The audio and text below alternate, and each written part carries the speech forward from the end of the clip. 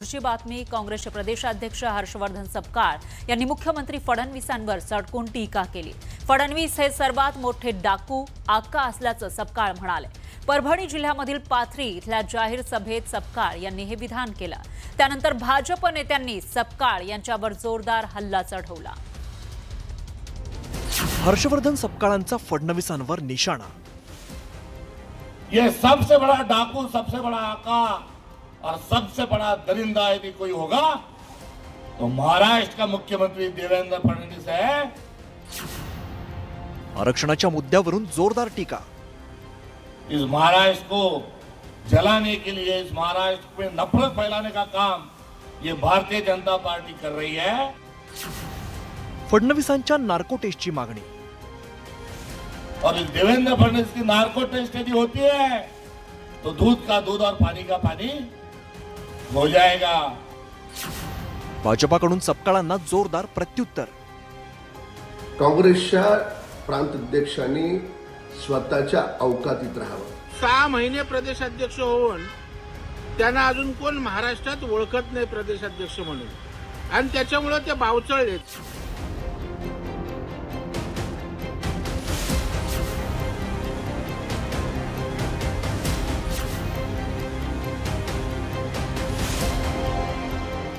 काँग्रेस प्रदेशाध्यक्ष हर्षवर्धन सपकाळ यांनी अतिशय खालच्या भाषेत मुख्यमंत्री देवेंद्र फडणवीसांवरती टीका केली।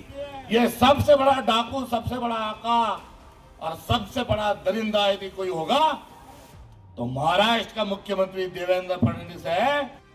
परभणीतील पाथरी या ठिकाणी स्थानिक स्वराज्य संस्था निवडणुकांच्या प्रचार सभेत त्यांनी जोरदार तोफ टाकली।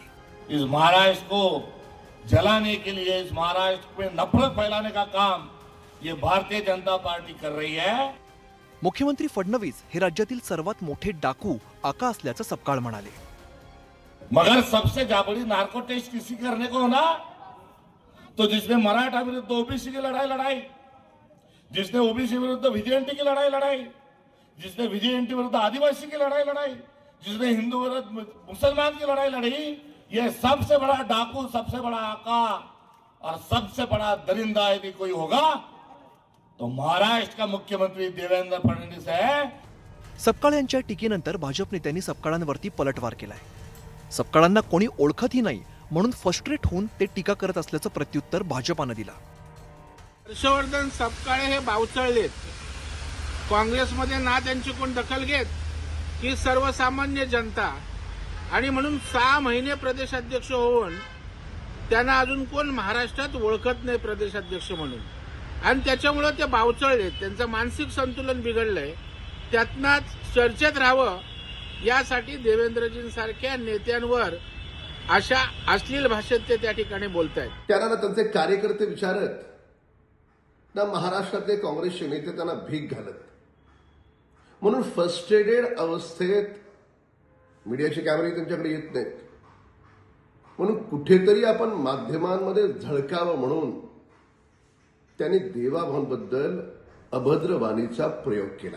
आता त्याचा नेताच पप्पू असल्यामुळे हर्षवर्धन सपकाळकडून अजून काय अपेक्षा नाही बाबा। दुसऱ्या नेत्यांना नावं ठेवण्यापेक्षा तुझ्या पप्पूला थोडं सुधार, कारण एक एक एक एक एक एक राज्य हातातून निष्ठच चाललेलं आहे। तोंडावर किती शेण लावून घ्यायचं ह्याला काय आता मर्यादा राहिलेली, शेण पुरा चेहराच भरलेला आहे। म्हणून त्यांच्या हर्षवर्धन सपकाळला सांगेन, पहिला आपल्या बुडाखाली लागलेली आग पहिली विझवा आणि मग आमच्या फडणवीस साहेबांवर बोलण्याची हिंमत करा। मुख्यमंत्र्यांवरती झालेल्या टीकेनंतर महायुतीतील शिवसेनेने काय प्रतिक्रिया दिली आहे बघूया। मुख्यमंत्री हे पद एक संविधानिक पद आहे, सन्मानाचं पद आहे, आणि त्यांच्याबद्दल असं विधान त्यांनी अनेक वेळेस केलं। पण मला वाईट या गोष्टीचं वाटतं की स्थानिक आमचे जे भाजपचे नेते आहेत हे त्याला उत्तर का देत नाही। ती एकीकडे हर्षवर्धन बुलढाणामधून देवेंद्र टीका करतात आणि इथले भाजपचे जे उपरे नेते हे त्याच्यासोबत मिटिंग करतात, त्याच्यावर एक शब्दही बोलत नाही। याकडे जरा वरच्या भाजपच्या लोकांनी लक्ष दिलं पाहिजे की बुलढाण्यातून विरोध का होत नाही। स्थानिक स्वराज्य संस्थांच्या निवडणुकांची रणधुमाळी सुरू असताना सत्ताधारी विरोधक एकमेकांवरती टीकेची एकही संधी सोडत नाहीयेत। सपकाळांनी फडणवीसांवरती पातळी सोडून टीका केली आहे आणि त्याचे पडसाद आता उमटू लागलेत। ये सबसे बड़ा डाकू, सबसे बड़ा आका और सबसे बड़ा दरिंदा यदि कोई होगा तो महाराष्ट्र का मुख्यमंत्री देवेंद्र फडणवीस है। Bureau report, news 18 Lokmat.